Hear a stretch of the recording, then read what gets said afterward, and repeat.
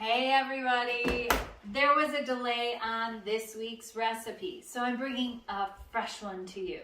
One using all of my citrus that I received from Azure Standard today. And oh my gosh, do these tangerines look amazing, and blood oranges. Summer citrus is coming on, Valencia oranges, look for them. This is the last of the winter citrus. I have Caracara oranges here, but I'm going to show you how to preserve them so you can enjoy them all summer long with a single ingredient orange sorbet recipe. I'm going to share it in video form, and next week's recipe is going to be for air fried mushrooms. And the class that I've been preparing for you for weeks now will include multiple video examples of how to incorporate them into your protective diet recipes. So next week when you come to class, come hungry, because even if you're full arriving to class, you will be hungry for mushrooms following it.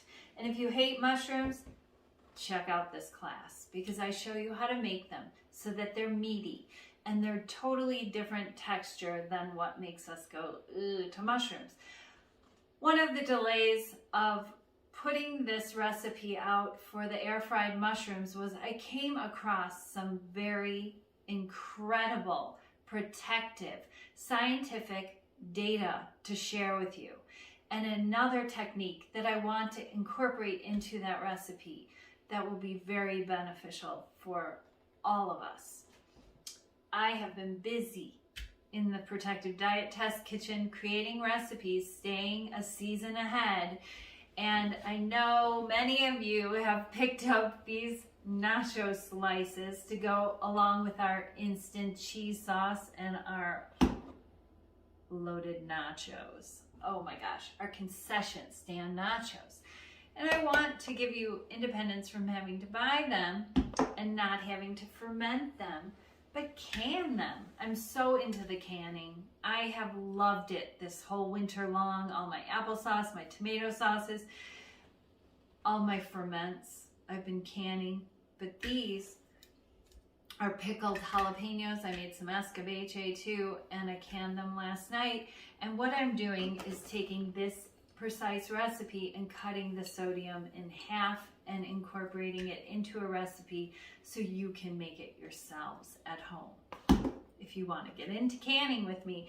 And the best way to start will be with that whole applesauce, peels and all. Oh my gosh, I can't wait to make more.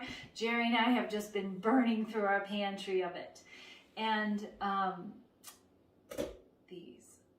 we tasted them last night. I made these very late last night. It must have been midnight when I was finishing up, and we tasted them on our very late feast. They're delicious. So this is just the start of what's coming up for summer, but I have to stay ahead of our harvest. So I had to buy jalapenos to get them in these cans to test these recipes, and I'm gonna have to test this several more times because I forgot that my canner holds 7 quarts, but it holds 8 pints, because I don't usually can in pints, but this is so perfect for my refrigerator door.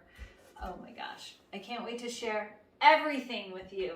And I kind of got ahead of myself this week with that recipe, and I don't want to put it out there until it's jam-packed with all of the data that I want to share with you and all of the tips, and I can't wait to share next week's lesson with you. But meet me in class, in PDEd class tonight. We're doing a community class review of a lot of the protective ingredients on a protective diet and the benefits of them and the beta glucan and what that does for you. Take care. And best of health.